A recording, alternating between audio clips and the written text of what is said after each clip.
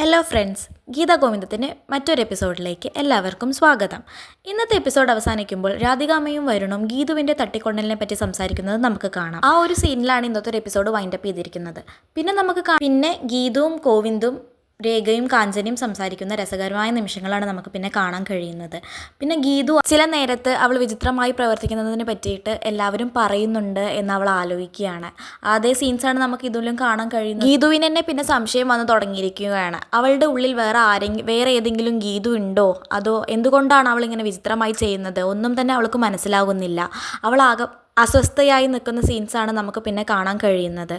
പിന്നെ ഗോവിന്ദ് പറയുന്നുണ്ട്, ഹരിഹരസുതനാണ്, ശബരിമല ശാസ്താവാണ് സത്യം, ഗീതുവിൻ്റെ ഉള്ളിലുള്ള യക്ഷിയെ അവൻ മണിച്ചിത്രത്താഴിട്ട് പൂട്ടുമെന്ന് പറയുന്നതൊക്കെ നമുക്ക് പിന്നെ കാണാം. പിന്നെ ഗീതുവും ഗോവിന്ദും അടി കൂടുന്ന രസകരമായ നിമിഷങ്ങളാണ് നമുക്ക് കാണാൻ കഴിയുന്നത്. പിന്നെ ഇന്നത്തെ എപ്പിസോഡിൽ നമ്മളെല്ലാവരും അജാസ് ക്യാമറ വെക്കുന്ന രംഗങ്ങൾ കണ്ടിട്ടുണ്ടാകും. അപ്പോൾ ഗോവിന്ദ് വീട്ടിലിരുന്ന് അവൻ്റെ ലാപ്ടോപ്പിൽ ആ രംഗങ്ങൾ കാണുകയാണ്. അനാർക്കലിയും രാധികാമ്മയും വരുണിനെയും മാർഗഴിയും ഒക്കെ കണ്ട് ഗോവിന്ദ് തൊട്ടടുത്ത ഗീതുവിനെ ഒന്ന് നോക്കുന്നുണ്ട്. മാർഗഴിയും ഗീതുവിനെയും അവന് ഭയങ്കര സംശയം തോന്നുകയാണ്. ഗീതുവിനെ പോലെ തന്നെ വേറൊരാളും കൂടി ഉണ്ട് എന്നുള്ള സത്യം ഗോവിന്ദ് മനസ്സിലാക്കിയിരിക്കുകയാണ്. വരുണിനും രാധികാമ്മയ്ക്കും അനാർക്കലിക്കും ഒക്കെ തമ്മിൽ ബന്ധമുണ്ട് എന്നുള്ള കാര്യവും ഗോവിന്ദ് മനസ്സിലാക്കുകയാണ്.